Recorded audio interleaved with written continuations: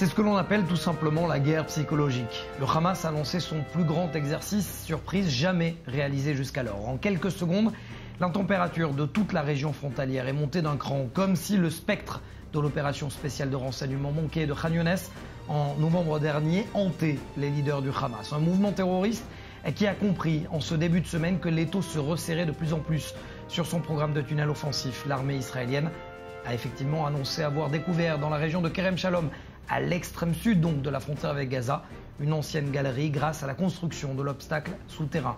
Attention toutefois messieurs, à l'excès de confiance.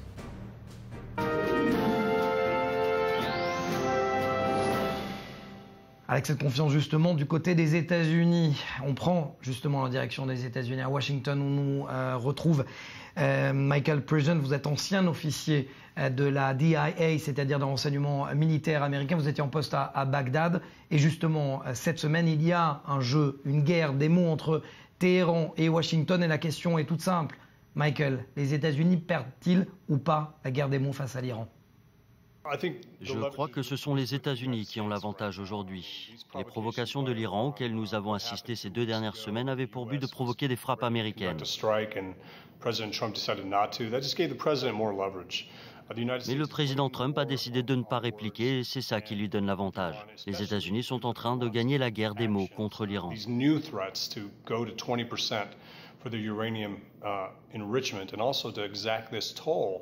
Et quand on regarde ce que fait l'Iran, ces nouvelles menaces d'enrichir l'uranium à 20% et de bloquer le détroit d'Ormuz,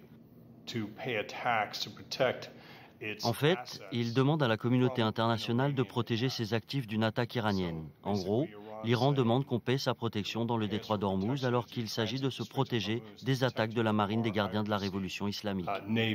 C'est totalement ridicule. Est-ce que l'Iran n'est pas en train de pousser justement les États-Unis à la faute ? L'Iran essaie de pousser les États-Unis à bout et de leur faire porter le chapeau d'une escalade. C'est exactement ce qu'ils essaient de faire.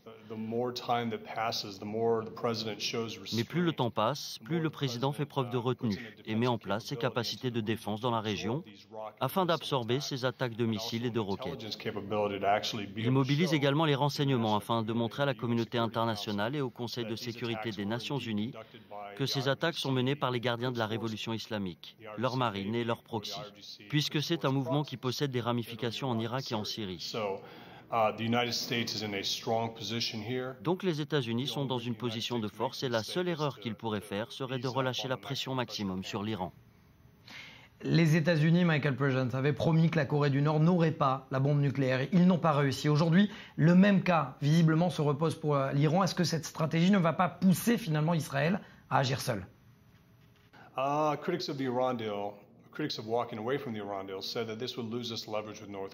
Ceux qui critiquent le retrait de l'accord nucléaire iranien disent que cela a fait perdre aux États-Unis l'avantage qu'ils avaient sur la Corée du Nord. C'est faux. Au contraire, cela n'a fait que renforcer notre position à la table des négociations. Parce que maintenant, nous avons un soutien bipartite pour que notre accord avec Kim Jong-un soit très solide. Un accord qui traite des missiles balistiques et du démantèlement total du programme nucléaire. Cet accord ne prévoit aucun avantage avant que des mesures concrètes ne soient mises en œuvre pour démanteler le programme nucléaire.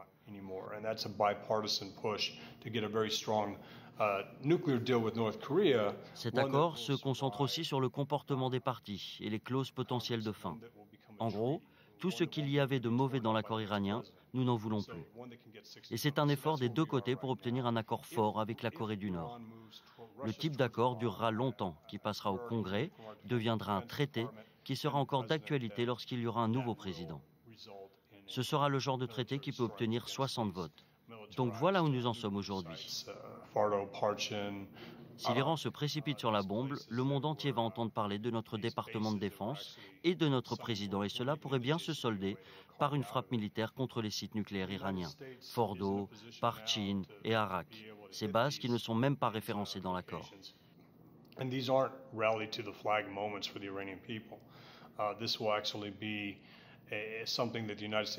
Les États-Unis sont en position de frapper ces endroits. Les États-Unis sont capables de le faire. Et maintenant, c'est le moment idéal pour rassembler la population autour de son drapeau. Le régime iranien se préoccupe davantage des missiles balistiques et d'investir de l'argent dans le programme nucléaire que de son peuple. Voilà où nous en sommes aujourd'hui. Merci Michael Pridgen, ancien officier de la défense américaine. Focus à présent sur une unité policière d'élite, les Yassam Jérusalem. 33 motards formés aux interventions d'urgence et pour cela il faut être prêt physiquement. Ils ont un examen de leur capacité physique tous les 4 mois. S'ils ne le passent pas, ils doivent quitter l'unité. Immersion, on en parle juste après. Être prêt à intervenir en quelques secondes, c'est la devise de ces hommes. Ce sont des Yassam, littéralement en français, membres de l'unité spéciale de la police. Leur particularité ici, c'est d'être motorisés. À l'extérieur de leur base, le contraste est saisissant. Plongés au cœur de la population arabe de Jérusalem, dans le quartier de Wadi Joz. Quelques minutes plus tôt, nous avons rencontré leur chef, Ronen, commandant de l'unité des Yassam Jérusalem. Il insiste sur le degré de préparation mentale et physique de ces hommes. La preuve en images. Shlomi, tout va bien? Vous avez bientôt terminé? 10 minutes et nous avons fini. Allez, préparez-vous, on sort en mission, ok? Les gars, 10 minutes et vous avez terminé. Nos unités sont tout le temps sur le terrain, que ce soit dans ou aux abords des villages des quartiers est de Jérusalem ou dans d'autres parties de la ville. La particularité de cette unité motorisée, c'est de ne jamais être bloquée par les embouteillages. S'il y a un attentat dans la ville, ils interviendront en un minimum de temps. Leur objectif est de clore l'incident le plus rapidement possible. Ou comment s'entraîner aussi à des gestes qu'ils vont être contraints de reproduire pendant 9 heures aux commandes de leurs engins.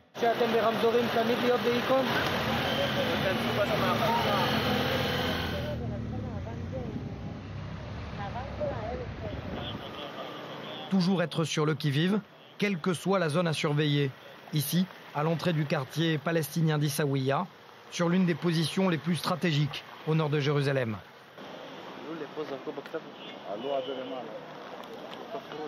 Notre spécialité, c'est la gestion d'incidents graves. Nous devons apporter la réponse la plus appropriée aux incidents dans ce district de Jérusalem. Que ce soit des attentats ou des manifestations qui dégénèrent, nous avons l'expérience. Nous sommes constamment disponibles, capables d'intervenir en moins d'1 minute. Et à cela, il y a un prix à payer. Le 9 octobre 2016, leur collègue Youssef Kirma est mortellement atteint par les tirs d'un terroriste palestinien à Jérusalem. Nous travaillons en équipe, on se connaît parfaitement. Je sais comment il va réagir. L'inverse, c'est aussi vrai, dans toutes les situations. Nous l'avons heureusement, ou pas d'ailleurs, vécu sur le terrain. On nous a déjà attaqués pendant qu'on conduisait au cours des heures et on a essayé de nous faire tomber. Il n'y a quasiment rien à faire dans ce cas-là. S'éloigner des violences et descendre de la moto pour réagir. Pour ces policiers, une mission au-delà d'un simple travail. En tant que commandant, c'est un privilège de diriger les meilleurs combattants dont dispose la police israélienne. Mais d'un autre côté, c'est aussi une mission, de se lever le matin et protéger Jérusalem. C'est aussi un privilège, plein d'adrénaline. Si c'est être maintenant à Issaouia, dans 1 heure, devoir traiter des manifestations d'orthodoxes et ensuite retourner dans les quartiers palestiniens sensibles.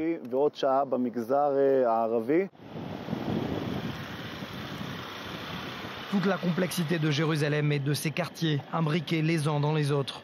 Il suffit de rouler 200 mètres pour quitter Issaouia et se retrouver devant le campus de l'université hébraïque et ce mini-centre commercial du quartier French Hill.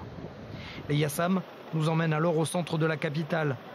Une autre atmosphère, un autre public, mais toujours autant de stress, de devoir intervenir en quelques secondes dans une zone aussi dense, y compris au cœur du marché traditionnel, Machane Yehuda. La particularité de cette unité motorisée de la police israélienne, c'est d'être la plus rapide à répondre à tous les incidents terroristes dans Jérusalem, mais bien évidemment au Proche-Orient. J'ai donc enlevé mon casque depuis. Mickey Rosenfeld, bonjour. Vous êtes porte-parole international de la police israélienne. Si vous aviez un mot pour définir les Yassam Jérusalem, ça serait lequel? Je dirais extraordinaire, comme en tant qu'unité opérationnelle. Et 2 mots? C'est une unité spécifique qui est spécialisée dans une intervention rapide pour tous les incidents, que ce soit des incidents terroristes ou des incidents majeurs. Il faut prendre en compte la sensibilité de Jérusalem. La réponse doit se faire en 1 minute. Ça doit être rapide.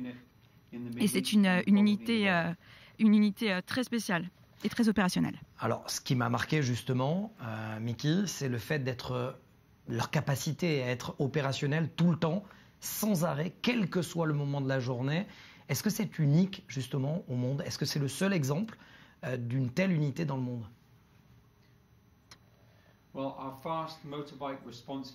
Les unités que nous avons vues sont sur le terrain et se coordonnent avec de nombreuses unités à Jérusalem.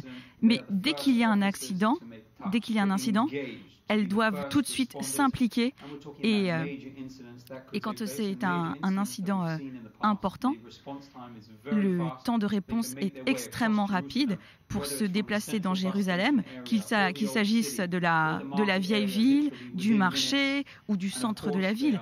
Et bien sûr, ce sont des unités qui sont spécialisées dans une intervention rapide et qui a tout l'équipement nécessaire. C'est quelque chose c'est un véritable modèle, pas seulement en Israël, mais dans le monde entier également. Effectivement, hors antenne, l'officier en charge de cette unité me disait qu'il y avait des délégations étrangères qui venaient à Jérusalem voir justement ce modèle.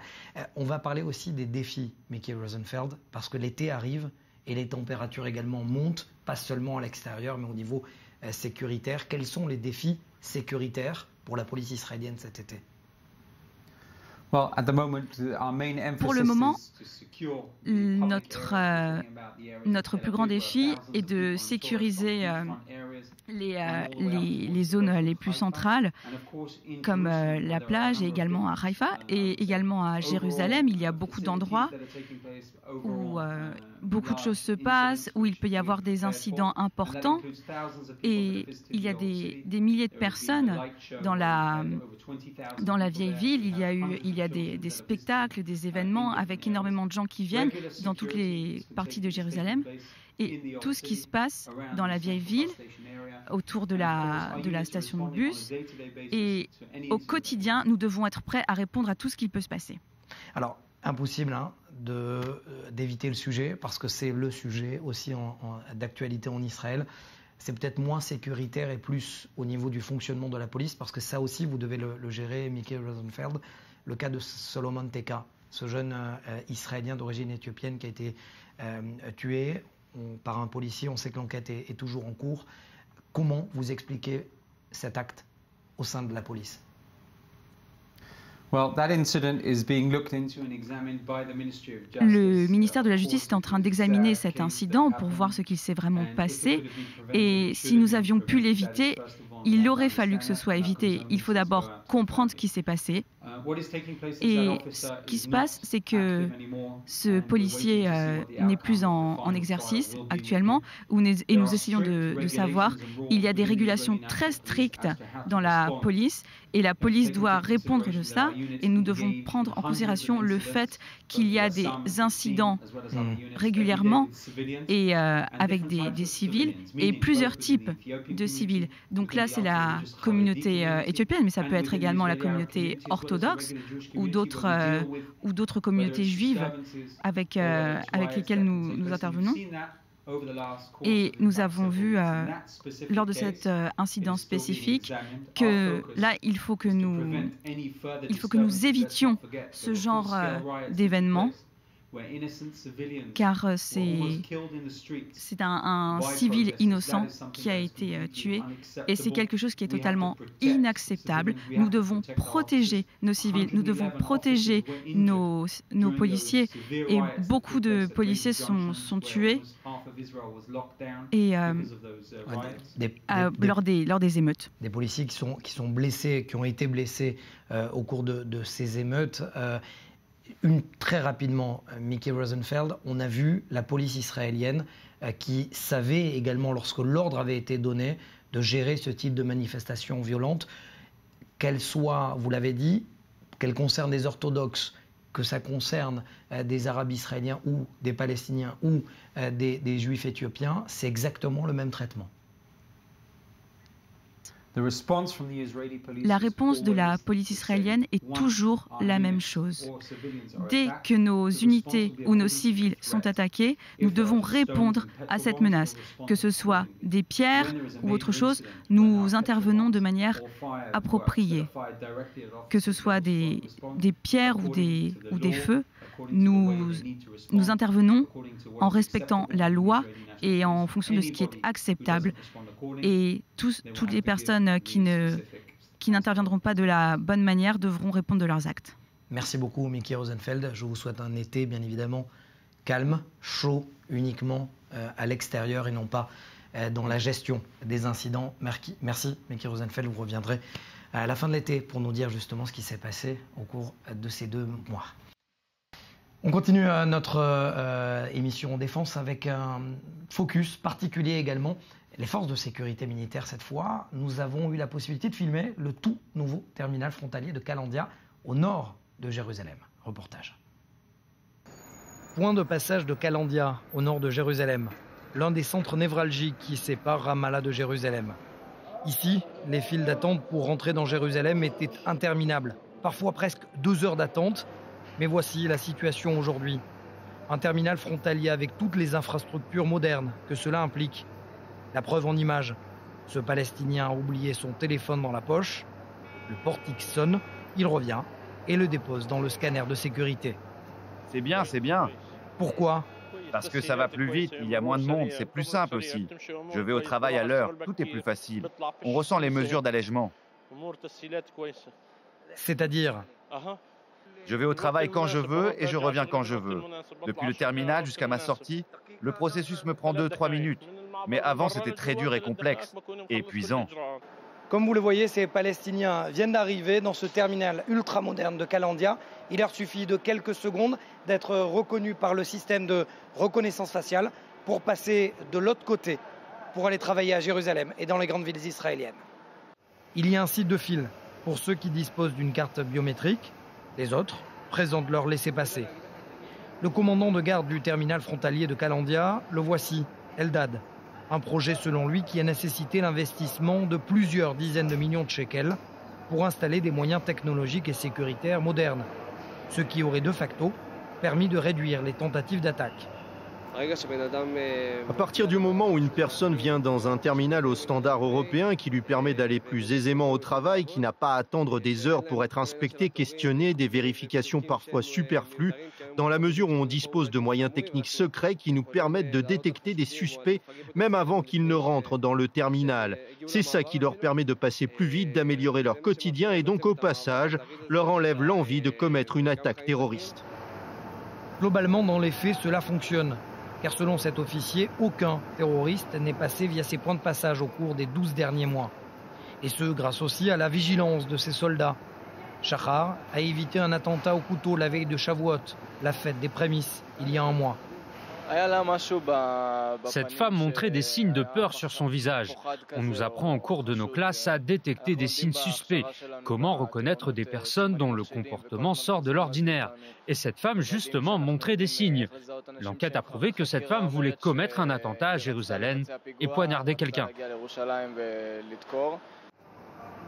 Nous avons donc aussi testé une partie des nouvelles installations, un modèle qui devrait être rapidement imposé à d'autres points de passage.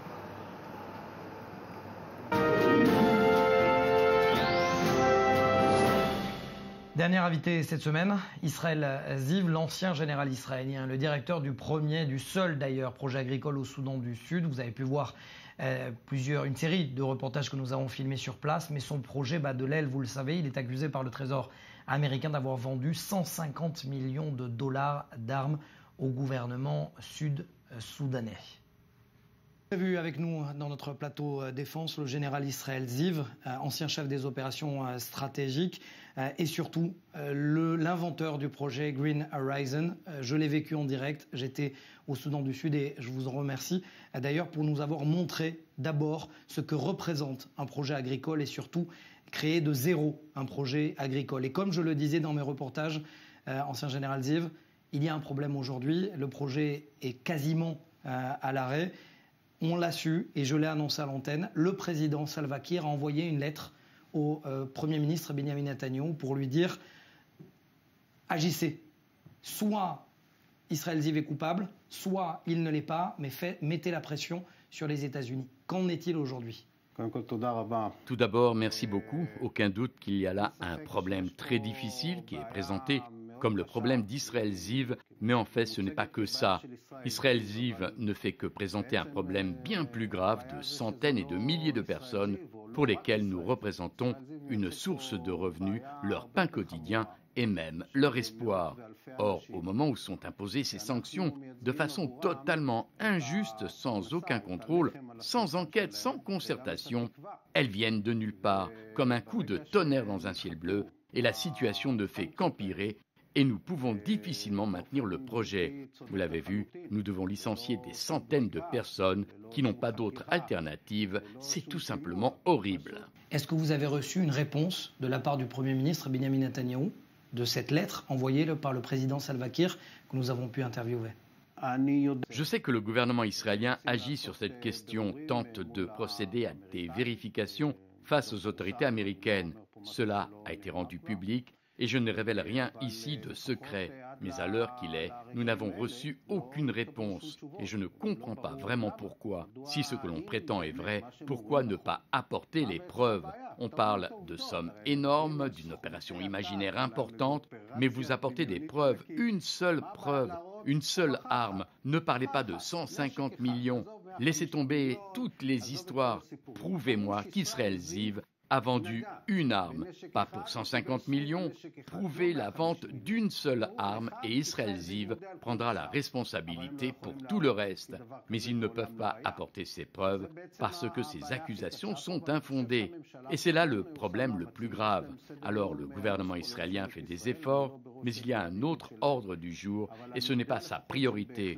Je suis au courant de ces efforts, mais les Américains traînent les pieds. Pour des raisons de sécurité, on ne peut pas montrer ce document que j'ai en ma possession et qui prouve que l'appareil sécuritaire dit qu'il n'y a pas eu vente d'armes entre vous et le gouvernement sud-soudanais. Et pourtant, eh bien, rien, pour l'instant, rien n'est fait. Combien de temps, Israël Ziv, avant que votre projet novateur puisse fermer ses portes?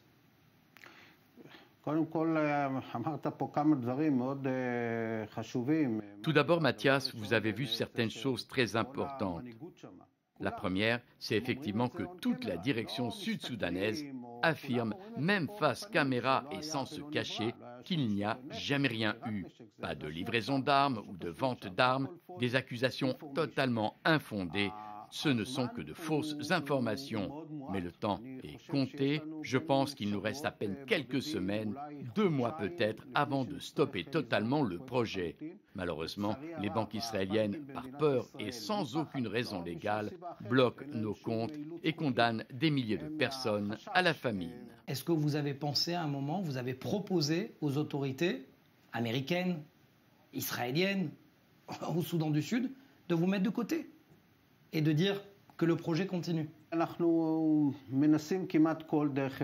Nous vérifions toutes les pistes possibles. Nous sommes en relation avec de nombreux responsables qui ont tous intérêt à la poursuite du projet. Le problème, c'est que même pour transférer le projet entre d'autres mains, il faut le feu vert des Américains. Autrement, ils diront qu'il y a conflit d'intérêts et que je travaille pour quelqu'un d'autre. Et de toute façon, il faudrait plusieurs mois pour obtenir une telle autorisation, ce qui ne réglerait rien.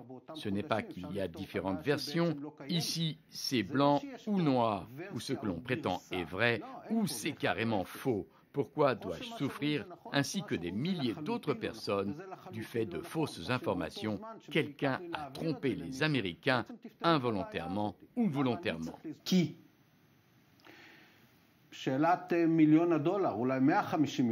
Question à $1 million, ou même 150 millions de dollars. J'en ai aucune idée. Je ne sais pas qui a eu la méchanceté ou l'irresponsabilité de porter des accusations aussi mensongères contre quelqu'un qui agit pour des raisons humanitaires. Le décret publié en 2014 par le président Obama et qui impose des sanctions avait en fait pour objet de protéger les populations civiles confrontées aux abominables conflits qui se déroulaient là-bas. Et de facto, nous qui défendons et servons la population civile sommes accusés de manque d'humanité. Quel cynisme, quel dédain. Général Ziv, vous avez été chef des opérations stratégiques, vous avez fait des dizaines d'opérations secrètes dont on ne peut même pas parler aujourd'hui sur ce plateau. Et pourtant, sur ces sanctions-là, on vous transforme en criminel de guerre. Il n'y a pas d'autre terme. Totalement inimaginable dans la mesure où mon passé prouve le contraire. Je suis un homme d'honneur, un homme de parole et d'action. C'est une déception horrible, mais je continue de clamer que j'ai raison et que je prouverai mon innocence. Je n'ai pas peur, je suis juste déçu, mais plein d'espoir de prouver mon innocence et vite, car vraiment, ce que l'on me fait vivre est insupportable. Merci beaucoup. Merci beaucoup, Israël Ziv. Vous reviendrez sur ce plateau, j'espère, avec une décision quelle qu'elle soit, dans le bon ou dans le mauvais sens, mais vous reviendrez ici. Merci, Général Ziv. Merci de nous avoir suivis et je vous souhaite d'excellentes vacances. Dans le calme, j'espère, le temps de recharger les batteries, bien sûr. Et je vous retrouve le 4 septembre prochain avec de nouvelles idées, du nouveau contenu. En attendant, vous pouvez retrouver les meilleurs moments de défense tout l'été. L'occasion pour moi de remercier mon équipe sans qui cette émission ne serait pas ce qu'elle est aujourd'hui. Lise Benkemoun, Dvorah Charnes et Jennifer Levent, sans oublier Myriam Maman. N'oubliez pas, soyez en sécurité dans le monde de la défense. L'information continue sur i24 News.